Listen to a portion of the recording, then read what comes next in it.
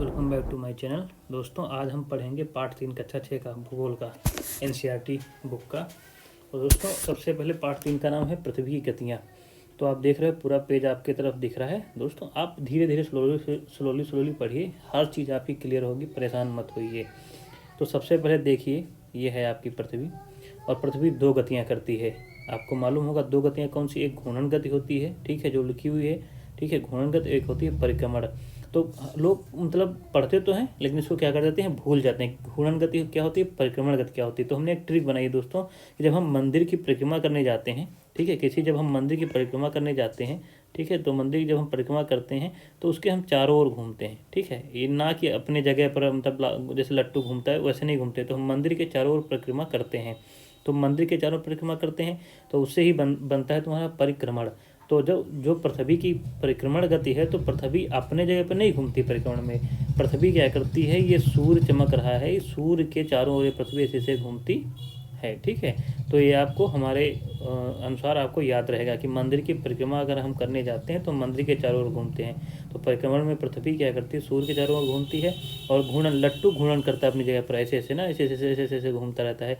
तो ठीक है, लट्टू कैसे करता है, अपनी जगह पर ऐसे ऐसे घूमता है। तो उस पृथ्वी को अपनी अच्छे पे जो घूमती है अपनी ही जगह पर, ठीक है, तो उसके हम कहते हैं जैसे लट्टू अपनी जगह पर घूमता रहता है, वो किसी की परिक्रमा नहीं करता है। तो उस लट्टू के तरीके से जो पृथ्वी घूमती है उसे हम घूर्णन गति कहते हैं, ठीक, पृथ्वी की घूर्णन गति। तो ये पृथ्वी की दो गतियाँ हो गई, ठीक है। ठीक है, जैसे आपने पढ़ा था, हमने ग्लोब कल पार्ट पढ़ाया था पहले पिछले लेक्चर में, ग्लोब, तो उसका एक अक्ष होता है, ठीक है। तो उसमें हमने ग्लोब में डंडी डाल रखी थी, सिलाई बताया गया था कि ये काल्पनिक है, तो उसको काल्पनिक अक्ष मान लीजिए, वास्तव में वो अक्ष माना जाता है, ठीक है।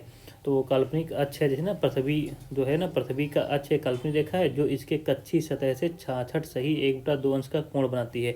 तो अब देखो ये आगे सब जो भी टफ शब्द आएंगे हम उनको बताएंगे, ठीक है। मतलब वह समतल जो कक्षा के द्वारा बनाया जाता है, कक्ष के द्वारा बनाया जाता है ना, उसे कच्ची समतल कहते हैं। तो कच्ची समतल क्या होता है दोस्तों, जैसे हम जमीन पे खड़े हैं, ठीक है, ये हमारी ज़मीन है तो उसमें हम खड़े हैं, और ये हम क्या है, उस पर हम खड़े हैं ऐसे, ठीक है, ये खड़े हैं, तो ये हमारा कच्ची समतल है। तो हमारा कोण ज़मीन के साथ कितना है, ये कोण हमारा 90 होता है लंबवत, ठीक है।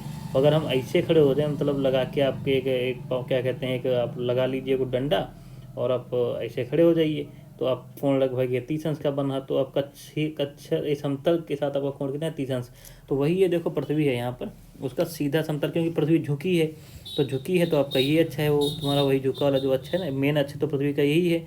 लेकिन ये सीधा तो है नहीं ऐसे, ठीक है, क्योंकि ये ऐसे झुका हुआ है, ठीक है। तो ये उसका अक्ष है, और लेकिन सीधी रेखा अगर हम पृथ्वी पर खींचेंगे तो ये बनेगा। तो ये हमारा कच्ची समतल है, ये वाली रेखा। और कच्ची समतल से जो ये अक्ष कोण बनाता है, ये हमारा बनता है 66 सही 1/2 अंश, ठीक है। तो ये कच्ची समतल कोण है, इसी को हम कहते हैं, यही कोण दिया कच्ची समतल के साथ। अगर अक्ष कितना का कोण बनाता है तो आप बता दोगे, ठीक है। अब तो आपको याद रहना चाहिए, आप कभी नहीं भूलोगे कच्ची समतल क्या होता है, ठीक है। तो आपका कच्ची समतल में कोई डाउट हो तो आप हमको कमेंट कर देना उस पर, कमेंट बॉक्स में, मैं देखूंगा तो आपको बता दूंगा, ठीक है। और ये क्या है, देखो कच्ची समतल पे ये अगर ऐसे खींचे ना, हम क्या कहते हैं ऐसे, ठीक है, तो ये हमारा कच्ची समतल पे लंब आएगा, ऐसे चला जाएगा, बट इसका कोई महत्व नहीं है। इसको बस हम याद करते हैं कि एक ऐसा हो गया, धन तरीके से निशान बना दिया, ठीक है, इस पर लंबवत तो वही हो गया। लेकिन ये मेन अक्ष है, मेन अक्ष कच्ची समतल के साथ जो कोण बनाता है उसे कच्ची समतल का कोण कहते हैं। वो कोण कितना है, 66 अंश। और पृथ्वी जैसे झुकी है, हम ना बोलते हैं कि पृथ्वी अपने अक्ष से कितना अंश झुकी है, मतलब अपने अक्ष पे कितना अंश झुकी है, तो वो पृथ्वी कितनी झुकी है, 23.5 अंश, मतलब 23 से 2 अंश झुकी है। तो वो कैसे झुकी है, वो कहाँ से हम कोण निकालते हैं, वो हमें पता होना चाहिए ना, को कोण कहाँ से निकालते हैं, कैसे निकालते हैं, ठीक है। तो इस कच्ची समतल का यही तो प्रयोग है, ये कच्ची समतल हो गया हमारा, ठीक है। ये इस पे लंब हो गया, यही तो होता है। जैसे इसको हम एक्स अक्ष कहते हैं, इसको वाई अक्ष कहते हैं। तो पृथ्वी ऐसे हमारी झुकी हुई है, ऐसे पृथ्वी है, पृथ्वी ऐसे झुकी हुई है, ठीक है, पृथ्वी झुकी हुई है ऐसे। ये उसका पृथ्वी का मेन अक्ष है जिसको उत्तरी ध्रुव कहते हैं, ये आपका उत्तरी ध्रुव है, और ये दक्षिणी ध्रुव है। तो ये वाला इसका अच्छा ये इसके साथ जो कोण बनाता है, तो ये 23.5 का अंश का कोण बनाता है, ठीक है। ये पूरा 90 होता है, 66.5 और 23.5 जोड़ोगे तो पूरा ये 90 आ जाएगा, दोस्तों जोड़ोगे तो 90 पूरा आ जाएगा, ठीक है। तो ये आपका 23.5 का कोण बनता है, ये जो अच्छा है। और ये जो इसका समतली अक्ष पे जो वाई अक्ष है, इसके साथ जो कोण बनता है वो 23.5 अंश का है दोस्तों, ठीक है। क्लियर हो गया। तो ये पृथ्वी 23.5 अंश अपने अंश पे झुकी है। तो ये आपकी दो गतियाँ हो गई, ठीक है। तो आप जानते हो पृथ्वी अपने अक्ष पे, ठीक है, जो घूर्णन करने में कितना समय लगाती है, ठीक है, 24 घंटे, ठीक है। 24 घंटे, अभी यहाँ 24 घंटे है, कुछ 24 घंटे 56 मिनट 4 सेकंड करके कुछ है, वो तो हम बाद में आपको बताएंगे जो भी है। अभी तो इसको आप 24 घंटे ही याद रखिए, ठीक है। 24 घंटे क्या कहते हैं, ठीक है।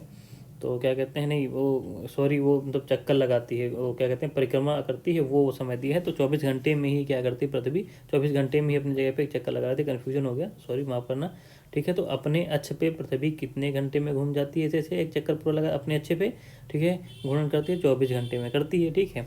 तो 24 घंटे में 12 घंटे का आपका दिन होता है। वैसे जनरली मतलब सामान्यतः 12 घंटे का दिन और 12 घंटे की क्या होती है आपकी रात होती है। लेकिन ये छोटे बड़े होते रहते, कैसे होते हैं अभी हम एकदम समझ जाएंगे, कोई दिक्कत नहीं है, ठीक है दोस्तों। तो आगे देखते हैं, इसका प्रयोग दिया गया है, आओ करके सीखें। तो इसको आप स्क्रीन को पॉज कर लेना, करके देख सकते हो कैसे पृथ्वी पर सूर्य का प्रकाश आता है, ठीक है। उसमें कोई आपको दिक्कत नहीं। तो जैसे ये सूर्य है आपका, ठीक है, पृथ्वी ऐसे झुकी हुई अपने अक्ष पर, इधर प्रकाश पड़ रहा, तो सूर्य के सामने, सूर्य बहुत दूर है, पृथ्वी उसके दूर मतलब 15,000 है ना, क्या कहते हैं 15 करोड़ किलोमीटर है ना सूर्य यहाँ से। ये दूरी जो है हमारी पृथ्वी और सूर्य के बीच की दूरी 15 करोड़, ठीक है, किलोमीटर, तो बहुत दूर है। तो ये सूर्य के सामने जो हमारा भाग होता है पृथ्वी का, उधर प्रकाश पड़ता है, ठीक है। तो आधे पे क्या रहता है परमानेंट, आधे पे रात रहती है और आधे पे परमानेंट क्या रहता है पृथ्वी पर दिन रहता है। तो अब ये नहीं कि फिक्स हो गया कि आधे गेंद पे मतलब जैसे आधे गेंद पे परमानेंट नहीं, मतलब वो जैसे अब यहाँ पर इस समय इस प्रेजेंट टाइम में देखो आपका यहाँ पर ऐसे दिन है आधे पे, तो आधे पर रात है, तो ये इधर को घूम के आएगी, ठीक है। तो जितना ये इधर घूम के दिन में आएगी उतना ही उधर पीछे से ये घूम के रात में आ जाएगी। मतलब आधा भाग हमेशा अंधेरे में रहेगा और आधा भाग हमेशा क्या रहेगा दिन में रहेगा। आप देखो ये चीज़ें महसूस कर सकते हो। देखो हमारे वहाँ जो दिन होता है दोस्तों, वो एकदम से नहीं कि झम से निकल आया दिन हो गया और झम से चला गया तो रात हो गया। धीरे धीरे दिन खत्म होता है। जैसे यहाँ पर सूर्य अब दोपहर है एकदम सामने, तो यहाँ पर दोपहर होगी, ठीक है। उधर तो चला गया है, ठीक है, ठीक है, यहाँ पर दोपहर होगी, ठीक है। अब जैसे अब इधर आते रहेंगे तो हमारा शाम टाइम होता रहेगा, हम घूमते रहेंगे शाम टाइम। उसके बाद जब उधर से यहाँ जैसे हम यहाँ पर सामने है तो हमारा सूर्य उगा है, ठीक है। अब बढ़ते रहेंगे यहाँ जाके दोपहर, ठीक। उसके बाद जब उधर पीछे जाने लगेंगे, ठीक, अंधेरे टाइम तो हमारी शाम होती रहेगी, तो शाम हो जाएगी। तो वैसे ये इधर आता रहेगा, यहाँ पर सूर्य उग जाएगा। जैसे ये यहाँ पर सूर्य उगता है, जैसे यहाँ पर क्या होगा, ये जब आएगा तो यहाँ पर समझो सूर्य उगा। अगर आप यहाँ तो देखोगे सूर्य उग रहा है, तो आप बढ़ते रहोगे तो आपका प्रकाश आपको यहाँ पर एकदम पहुँच गया, यहाँ पर क्या हो जाएगी आपका दोपहर हो जाएगी, ठीक है। दोपहर के बाद फिर उधर को आपका ये हिस्सा घूमने लगेगा, तो आपका धीरे धीरे ढलने लगेगा और यहाँ पर पीछे आते थे आपके वहाँ क्या हो जाएगी रात होगी। तो जितना इधर आगे बढ़ता है उतना उधर पीछे चलाता है। तो हमेशा आधे भाग में दिन आधे भाग में रात रहती है। और जो ये इसको डिवाइडिंग रेखा बनती रहती है दिन और रात को, ठीक है। इसको हम प्रदीप्त व्रत कहते हैं। क्या कहते हैं, ये प्रदीप्त व्रत कहते हैं, ठीक है। प्रदीप्त व्रत कहते हैं क्योंकि पूरे व्रत बताया पूरा बनता है, ठीक है। वो इसलिए उसको व्रत पूरा बनता है। तो तब यहाँ से लेकर उधर भी बना हुआ, ठीक है, ऐसे पूरा दोनों पूरे साइड में गेंद में, तो ये प्रदीप्त व्रत होता है। तो कभी भी क्वेश्चन आ जाए परीक्षा में तो भूलना नहीं दोस्तों, एक कॉन्सेप्ट फिगर से जितना आप क्लियर होगा, और फिगर को समझाने का काम मेरा है। मैं पढ़ाऊंगा कम, एनसीईआरटी फिगर समझाऊंगा, अब फिगर से चीज़ों को याद रखना, ठीक है। डोंट वेरी, बी हैप्पी, एकदम मस्त रहिए। कहीं भी पैसा खर्च करने, कोई कोर्स यूट्यूब पे खरीदने की जरूरत नहीं। 500 पे आपको हज़ारों फोटो कॉपी दे देते हैं, पढ़ भी नहीं पाते हो। आप यही लेक्चर सुनिए, आपको मैं उम्मीद करता हूँ कि आपका कोई क्वेश्चन छूटना नहीं चाहिए, ठीक है। उसके बाद जानते हो जैसे जो है ना इसमें एनसीईआरटी में जो चीज़ें दी रहती है ना, पहले पेज हम पूरा आपको दिखा देते हैं, उसको आप रोक के पूरा पेज को स्क्रीनशॉट लेके उसको पढ़ भी सकते हो एनसीईआरटी को, ठीक, कोई दिक्कत नहीं। और ऑनलाइन में एनसीईआरटी बुक मिल भी जाती है, उसको समझना थोड़ा टफ होता है, वो लैंग्वेज हम आपको सरल करके समझा देते हैं दोस्तों। तो आप लोग जानते हो कि क्या प्राचीन भारतीय खगोल शास्त्री आर्यभट्ट ने बताया था कि पृथ्वी गोल है और अपने अक्ष पर घूर्णन करती है। तो ये ध्यान रखना, सबसे पहले आर्यभट्ट ने बताया था, ठीक है, ध्यान रखना। उसके बाद देखो अगर पृथ्वी घूर्णन ना करे तो क्या होगा, मतलब अपनी जगह पर घूर्णन ना करे तो दोस्तों होगा क्या, ठीक है। एक ही साइड में दिन रहेगा, जैसे चंद्रमा और हम क्या करते हैं, चंद्रमा और हमारे पृथ्वी की गति जो स्पीड है अपने जगह पर घूमने की बराबर है, ठीक है। तो इसलिए चंद्रमा का हम हमेशा एक ही भाग देख पाते, दूसरा नहीं देख पाते हैं, ठीक है।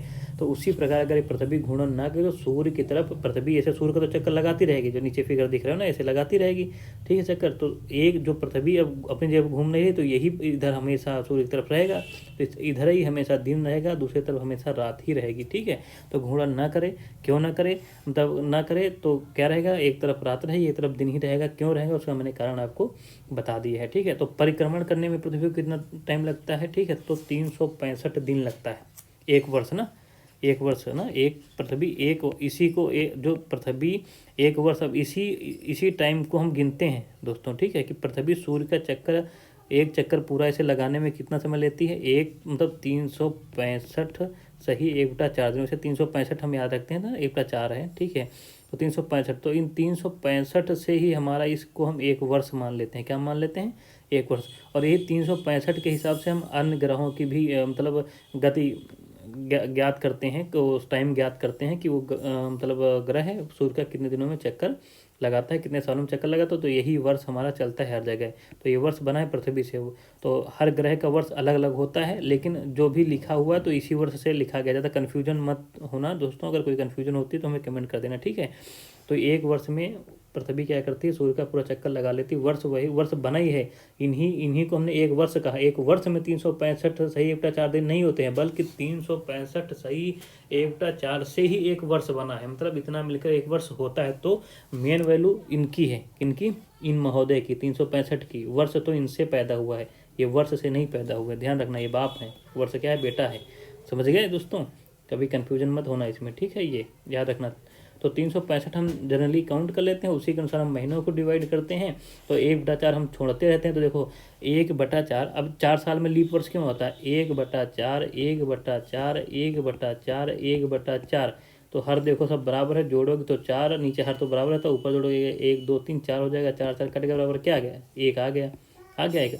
तो 4 साल में जो 1/4 1/4 दिन होता है, वो एक दिन पूरा हो जाता है। तभी हर 4 साल में फरवरी में के क्या कर देते हैं? 1 जोड़ देते हैं और बना देते हैं फरवरी कितने दिन की? 29 दिन, क्योंकि दिन बढ़ जाता है, ठीक है।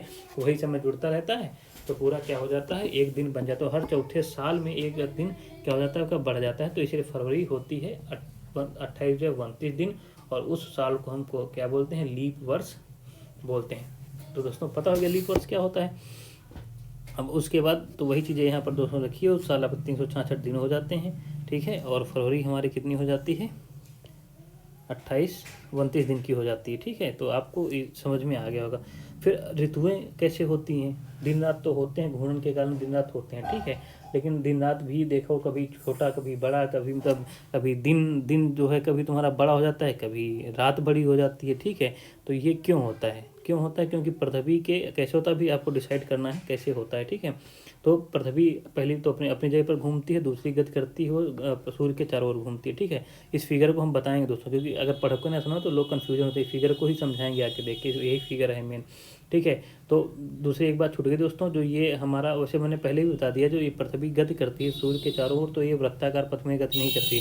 वृत्ताकार एकदम दोस्तों ऐसे क्या होता है? एकदम गोल होता है, ठीक है। एकदम गोल होता है ना, मतलब एकदम गोल। ये दीर्घाकार में गति करती है। देखो पथ बना भी है ऐसे थोड़ा, ठीक है। ये दीर्घाकार पथ में सूर्य की गति करती है, ये दीर्घाकार है। और वृत्त क्या होता है? एकदम गोल होता है दोस्तों, ठीक है। तो वृत्ताकार नहीं, पृथ्वी की गति का जो पथ है वो दीर्घाकार है, ठीक है, दीर्घावृत्त है।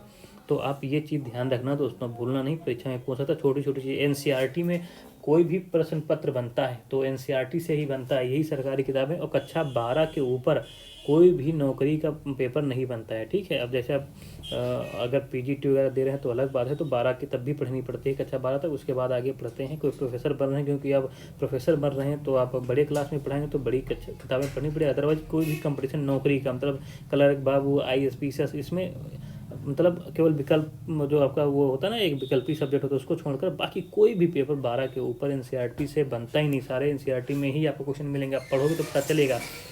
तो दोस्तों ये हो गया। उसके बाद अब देखिए, ठीक है, कि ये दीर्घवृत्त बनाने के लिए मेथड दिया गया है। पेपर एक बार देख लिया, पूरा पेपर ये है, इतना हमको इसमें पढ़ाना है, ठीक है, ठीक है। उसको अब आप देखिए दोस्तों, कहो तो फिगर से समझा नहीं तो आप पढ़ के सुना देते हैं, ठीक है।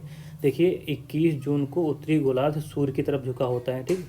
क्योंकि देखो पहले ये चीज़ें दोस्तों याद कैसे रहेंगी, तो हम पहले क्लियर करते हैं। जैसे ये हमारी पृथ्वी है, ठीक है, ये हमारी पृथ्वी है, ये हमारी भूमध्य रेखा है, और हमारा भारत देश कहीं यहाँ पर है, ठीक है, ठीक है। कर्क रेखा आधी इसमें से जाती है, ठीक है। ये हमारा भारत देश है। तो हम किस गोलार्ध में है?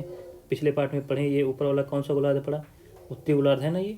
तो हम किस गोलार्ध में है? हमारा देश किस गोलार्ध में? उत्तरी गोलार्ध में है यहाँ पर, ठीक। कर्क रेखा से गुजरती है, इधर मकर रेखा है, ठीक। तो हम उत्तरी गोलार्ध में है ना, तो उत्तरी गोलार्ध में, तो हमारा देश उत्तरी गोलार्ध में पड़ता है। तो उत्तरी गोलार्ध में आपका कब गर्मी होती है सबसे ज़्यादा, ठीक है। तो हमारे वहाँ भारत हमारा उत्तरी गोलार्ध में, ये तो ध्यान रहेगा ना कि भारत हमारा उत्तरी गोलार्ध में है, ठीक है। तो हमारे भारत में कब सबसे ज़्यादा गर्मी पड़ती है? जून में, ठीक है, ठीक है। तो जून में पड़ती है ना, तो जून की एक तारीख याद रखो आप, 21 जून, ठीक है। 21 से आगे चला जाएगा 22, ठीक है। 22 वो बाद में हम डिसाइड करें कब चलेगा, पहले 21 जून याद रखो। भारत में गर्मी कब पड़ती है? हमारे वहाँ 21 जून को पड़ती है। ठीक है। तो 21 जून को उत्तरी गोलार्ध में सूर्य क्या उत्तरी गोलार्ध क्या होता है, सूर्य की तरफ झुका होता है। ये ध्यान रखोगे, जब 21 जून से तो समझना हमारा उत्तरी गोलार्ध सूर्य की तरफ क्या होगा, झुका होगा। तो जब सूर्य की तरफ झुका होगा तो सूर्य की किरणें कर्क रेखा पर सीधी पड़ती हैं। इसके परिणाम स्वरूप क्या होता है, इन क्षेत्रों पर ऊष्मा अधिक मिलेगी और ध्रुवों के पास वाले क्षेत्रों पर कम ऊष्मा पहुंचेगी, क्योंकि वहाँ सूर्य की किरणें क्या पड़ती हैं, तिरछा पड़ती हैं। ठीक है। उधर ध्रुव ध्रुव क्या होता, उत्तर ध्रुव सूर्य की तरफ झुका होता है तथा उत्तरी ध्रुव रेखा के बाद वाले भागों पर लगभग 6 महीने तक लगातार दिन रहता है। और जब उत्तरी ध्रुव पे 6 महीने दिन रहेगा तो क्योंकि उत्तरी ध्रुव झुका हुआ है तो दक्षिणी ध्रुव पर बिल्कुल प्रकाश नहीं पहुंचेगा, तो दक्षिणी ध्रुव पर 6 महीने तक लगातार क्या रहेगी, रात रहेगी। ठीक है। उसके बाद उत्तरी गोलार्ध के बहुत बड़े भाग में सूर्य की रोशनी प्राप्त होती है, इसलिए विषुवत वृत्त के उत्तरी भाग में गर्मी का मौसम होता है। ठीक है। और 21 जून को इन क्षेत्रों में सबसे लंबा दिन और रात क्या होती है, सबसे छोटी होती है। समझ गए ना, 21 जून को। ठीक है। और पृथ्वी की इस अवस्था को उत्तर अयनांत कहते हैं। ये ध्यान रखना, इस अवस्था को क्या कहते हैं, ये चीज़ आपको परीक्षा में पूछ सकती है दोस्तों। तो ये चीज़ आपको क्या करना है, इस चीज़ को आपको ध्यान रखना है। ठीक है। मैं इसको हाईलाइट कर दूंगा, कहीं नहीं जाएगा। ठीक है। डिफरेंट कलर से कर देंगे कि आप इसको, ठीक है, लंबा दिन है सबसे छोटी रात, तो ये आपको याद रहे, इसलिए मैं मिटा के फिर उसके बाद आ जाओ। ठीक है। अब सबसे ज़्यादा ठंडक कब होती है हमारे वहाँ, 22 दिसंबर को होती है। तो जस्ट इसका उल्टा होता है वहाँ पर। ठीक है। दक्षिणी गोलार्ध में। ठीक। दक्षिणी गोलार्ध क्या होगा, जब पृथ्वी घूम के जाएगी। अब हम इसको देखो, ये लिखा हुआ है, आप पढ़ लेना। ठीक है। अब मैं इसको अब बता रहा हूँ उस फिगर से कि ठीक है, फिगर को दिखाऊंगा तभी क्लियर होगा। ये वही जो लिखा है वही हम उधर आपको बताएंगे फिगर में। ठीक है। तो ये आप पढ़ लेना। ठीक है। पढ़ने की जरूरत भी नहीं है, आप हम फिगर से समझा। देखो अब ये फिगर देखिए। ठीक है। क्योंकि ये फिगर से ही जियोग्राफी क्लियर होगी, यहीं से आप फिगर से देखिए। तो हम उत्तरी गोलार्ध में हैं। ठीक है। हमारा देश कहीं पर यहाँ पर है। ठीक है। कर्क रेखा उसमें से गुजरती है। तो हमारे वहाँ जून में क्या होता है, गर्मी होती है। तो 21 जून को क्या होता है, ये उत्तरी गोलार्ध हमारा सूर्य की तरफ झुका हुआ है। ठीक है। उत्तरी गोलार्ध सूर्य की तरफ झुका हुआ है, तो यहाँ पर हमारी सूर्य का प्रकाश पड़ेगा। ठीक है। ज़्यादा ऐसे से आएगा। ठीक है। सूर्य का प्रकाश क्या आएगा यहाँ पर हमारा, ज़्यादा आएगा, ऐसे पड़ेगा। ठीक है। तो इधर यहाँ तक पहुँच जाएगा प्रकाश। ठीक है। उत्तरी ध्रुव तक पहुँच जाएगा। तो यहाँ पर प्रकाश पहुँचेगा नहीं। देखो यहाँ पर अंधेरा है ना, यहाँ पर क्या है, अंधेरा है, यहाँ पर प्रकाश पहुँच नहीं रहा है। तो यहाँ पर अंधेरा, तो यहाँ पर 6 महीने तक दिन क्या कहते हैं, रात ही रहेगी। यहाँ पर 6 महीने तक तुम्हारी ये, ठीक है, रात ही रहेगी। ठीक है। यहाँ पर 6 महीने तक रात, तो यहाँ पर 6 महीने तक दिन रहेगा। तो यहाँ पर गर्मी होगी। उत्तरी गोलार्ध में आपका आ रहा है, तो यहाँ पर कर्क रेखा पर सीधी प्रकाश की रेखाएं पड़ेंगी, तो इधर आपका क्या रहेगा, गर्मी रहेगी।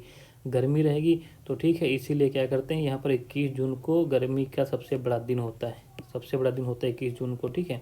और क्या होती है, रातें क्या होती है, छोटी होती हैं, तो इसे हम उत्तर अयनांत कहते हैं, उत्तर अयनांत। और दोस्तों इसी का अपोजिट, ठीक है, जब 21 जून को उत्तरी ध्रुव में गर्मी हो रही है तो जून में यहाँ पर क्या होगा, दक्षिण ध्रुव पर ठंडक होगी। ठीक है। ठंडक हो रही है, जैसे जितना गर्मी यहाँ हो रही है उससे अपोजिट यहाँ पर दक्षिणी ध्रुव पर क्या हो रही होगी, ठंडक हो रही होगी। ठीक है। अपोजिट हो रहा है, यहाँ पर ठंडा हो रहा मौसम इधर। ठीक है।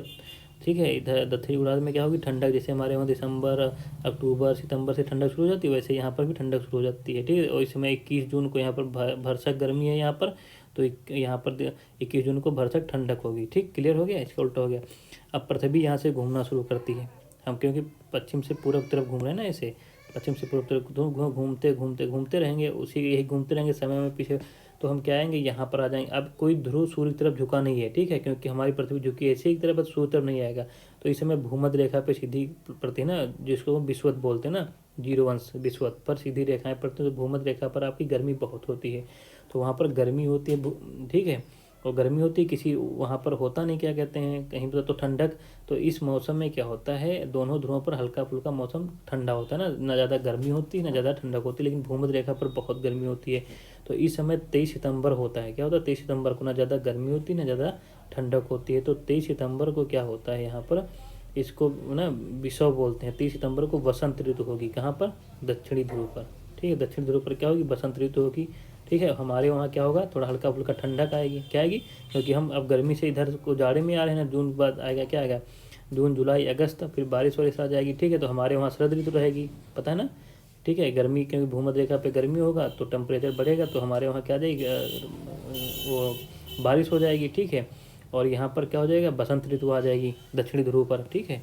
तो इसको क्या बोलते हैं, दक्षिणी ध्रुव पर 23 सितंबर वही कहलाता है हमारा वसंत ऋतु। ठीक है। उसको विषुव बोलते हैं। इसमें क्या होता है, दिन और रात दोनों बराबर होते हैं। इसको विषुव क्यों बोलते हैं, क्योंकि यहाँ पर ना दिन छोटा होता है ना रात, क्योंकि भूमध्य रेखा पर सूर्य चमक रहा है, बीच वाली रेखा पर पृथ्वी के ऐसे, तो यहाँ पर दिन और रात 23 सितंबर को दिन और रात क्या होते हैं बराबर, कोई छोटा बड़ा नहीं होता, इसलिए इसको हम विषुव बोलते हैं। क्या बोलते हैं? विषुव। इस 23 सितंबर को बसंत ऋतु शुरू होती है, ठीक है, बसंत ऋतु होती है यहाँ पर इस 10 सितंबर में यहाँ पर बसंत ऋतु होती है, 1 महीना बसंत ऋतु रहेगी, और अपने वहाँ शरद ऋतु चलेगी, मतलब बारिश का मौसम चलेगा उत्तरी ध्रुव में, ठीक है। उसके बाद फिर हम घूमना शुरू करेंगे, ठीक है। पृथ्वी घूम ही रही 6 महीने में आपका, ठीक है। ठंडक बरसात के बाद धीरे धीरे ठंडक पहुँचेगी, ठंडक आने के बाद हम आ जाएंगे यहाँ पर, ठीक है। अब हमारा दक्षिणी ध्रुव देखो क्या हो गया, इसकी तरफ झुक गया सूर्य की तरफ, तो यहाँ पर प्रकाश मकर रेखा पर सीधा पड़ेगा, उत्तरी ध्रुव पे नहीं पहुँच पाएगा, तो ठीक है बिल्कुल। तो उत्तरी ध्रुव में क्या रहेगा, अब यहाँ पर ठीक है क्या रहेगा, वो हो जाएगा क्या, दिन दक्षिणी ध्रुव पर, और उत्तरी ध्रुव पर यहाँ पर क्या हो जाएगा, रात हो जाएगा, ठीक है। और इस समय क्या होगा, 22 दिसंबर को हमारे वहाँ ठंडक होती है उत्तरी ध्रुव में, क्योंकि 22 दिसंबर हमारे वहाँ प्रकाश कम पहुँच पा रहा है कर्क रेखा पर, ठीक, क्योंकि हमारा देश यहाँ पर है कर्क रेखा पास कहीं, ठीक है, यहाँ पर, तो हमारे वहाँ ठंडक होगी, कम प्रकाश पहुँचेगा। अब वही प्रकाश यहाँ पर आएगा, दक्षिणी ध्रुव पर आएगा, ठीक, मकर रेखा पर सीधे सूर्य की किरणें पड़ेंगी, तो गर्मी इधर को रहेगी, भूमध्य रेखा से इधर तो गर्मी रहेगी, मकर रेखा पर पूरा गर्मी रहेगी, क्योंकि सीधे प्रकाश यहीं पड़ रहा है। तो यहाँ पर क्या होगा, 22 दिसंबर को दक्षिणी ध्रुव पे, ठीक है, दिन क्या होता है, सबसे बड़ा होता है, गर्मी होती है, और रात क्या होती है, सबसे छोटी होती है, ठीक है। इसको हम बोलते हैं दक्षिण अयनांत, ठीक है। देखो वहाँ पर उत्तरी में था तो उत्तर अयनांत बोलते हैं, इसको क्या बोलते हैं, दक्षिण अयनांत बोलते हैं, ठीक है। दक्षिण ध्रुव में ग्रीष्म ऋतु होगी, उत्तरी ध्रुव में क्या होगी, शीत ऋतु होगी, ठीक है, क्लियर हो गया। फिर हम घूमना शुरू करेंगे छः महीने में, फिर 6 महीने के बाद घूम घाम के हम क्या आ जाएंगे, क्या कहते हैं, 3 यहाँ इसमें 3 मंथ लगते हैं भाई, सॉरी, ठीक है, कन्फ्यूजन हो गया, ठीक है। तो आप ध्यान रखना, मतलब थोड़ा जल्दी में वीडियो जल्दी खत्म करने से बड़ा बन जाता है, इसलिए थोड़ा 3 माह यहाँ से यहाँ तक आएगा, फिर 3 माह यहाँ से यहाँ तक पहुँच जाएगा, ठीक है, 3 माह यहाँ से 3 महीने में आ जाएंगे हम। फिर अब देखो यहाँ पर सूर्य भूमध्य रेखा पर, ये भूमध्य रेखा है विषुवत पे, ठीक है, इस पर सीधे चमकेगा, तो भूमध्य रेखा पे बहुत गर्मी होगी, तो हल्की फुल्की कर्क रेखा मकर रेखा तक भी जाएगी, तो यहाँ पर तो लगभग ठंडक होगी। तो इस समय क्या होगी, अब गर्मी यहाँ पर, क्योंकि इस पर होगी गर्मी, दक्षिणी ध्रुव पर थोड़ा गर्मी रहेगी, तो वर्षा ऋतु आ जाएगी यहाँ पर, तो वर्षा ऋतु आ जाएगी, क्योंकि गर्मी के बाद वर्षा ऋतु आती है, तो दक्षिणी ध्रुव पर गर्मी रहेगी और वर्षा ऋतु रहेगी, और उत्तरी ध्रुव पर क्या रहेगा, वसंत रहेगा। और इस समय भूमध्य रेखा पे चमक रहा है, बीचों बीच में सूर्य चमक रहा है, तो दिन और रात क्या होंगे, बराबर। 21 मार्च को दिन और रात बराबर होते हैं, इसको क्या कहते हैं, फिर विषुव। तो साल में 2 विषुव होते हैं, एक 21 मार्च को और एक 23 सितंबर को। इस 21 मार्च और 23 सितंबर को क्या रहता है, आपका दिन और रात बराबर रहते हैं, ठीक है। और 22 दिसंबर को क्या रहती है, उत्तरी ध्रुव में रात सबसे बड़ी होती है, दिन छोटा होता है, ठीक है। और 22 दिसंबर को दक्षिणी ध्रुव में दिन बड़ा होता है, रात छोटी होती है। और 21 जून को उत्तरी ध्रुव में दिन बड़ा होता है और रात छोटी होती है। आप इंडिया से कंपेरिजन करके आपको याद हो जाएगा थोड़ा एक बार, ठीक है। उसके बाद 3 महीने घूमते घूमते हम फिर यहाँ आ जाएंगे, ठीक है, फिर हमारे वहाँ उत्तरायण आ जाएगा। तो ये आपको क्लियर हो गया दोस्तों। तो दिन और रात कैसे होते हैं और ऋतुएं कैसी होती हैं, तो कौन सी गतियाँ हैं, दोनों गतियाँ हैं। वैसे दिन और रात क्या होता है ना तुम्हारा, वैसे चलता रहता है, ठीक है, दिन और रात आपका पृथ्वी के घूर्णन करने के, लेकिन दिन रात सही ढंग से होते हैं, छोटे बड़े जो होते हैं और ऋतुएं बदलती हैं, तो वो इसमें केवल एक गति नहीं, दोनों गतियाँ शामिल होती हैं। तो वही यहाँ पर लिखा है दोस्तों कि इस प्रकार, ठीक है, इस प्रकार ये लिखा ना, इस प्रकार, ठीक है, इस प्रकार देखा, जो हमने मिटाया नीचे देखा ही ना, देखा ना आप लोगों ने, कि इस प्रकार स्पष्ट है कि पृथ्वी के घूर्णन एवं परिक्रमण के कारण दिन एवं रात, ठीक है, और ऋतुओं में परिवर्तन होता है, ठीक है। समझ गए ना दोस्तों, क्लियर हो गया होगा ये क्या है। तो वो चीज़ आपका, ये फिगर आपको दिमाग में बस जाना चाहिए एकदम। इस फिगर को आप बसा लेना और 2-3 बार कापी पे बनाना, फिर उसको अपने इंडिया से कंपेरिजन करके इसको बनाओगे तो आपको ये याद हो जाएगा, कोई दिक्कत इसमें नहीं होगी। अगर ना कोई दिक्कत हो तो हमें बता देना दोस्तों, ठीक, तो हम उसको और आसान भाषा में समझाने की कोशिश करेंगे, ठीक है। तो ये चीज़ जो लिखा है हमने वही सब बता दिया, इसमें कोई दिक्कत नहीं। अब इसके बाद आपका प्रश्न आ जाता है दोस्तों, ठीक है। पृथ्वी के अक्ष का झुकाव कोण कितना है, आपको पता है, ठीक है। अक्ष का झुकाव कितना है, 3.5 अंश है, ठीक है। वो घूर्णन के परिक्रमण के प्रभाव, घूर्णन तो अपने मतलब कोई दिक्कत ही नहीं होगी, ठीक है। अक्ष का झुकाव हो गया, उसके बाद देखिए सही गलत सब आप लगा लेंगे, इसको देख लेना, क्वेश्चन आपका सब अपने आप करिए, हम कुछ नहीं बताएंगे, हम पढ़ें वैसे आप भी मतलब पढ़ के अब कर सकते हो, कोई दिक्कत नहीं। तो हमारा वीडियो क्या कहते हैं पूरा होता है। धन्यवाद दोस्तों, ठीक है। जय हिंद, जय भारत, खुश रहो, मस्त रहो।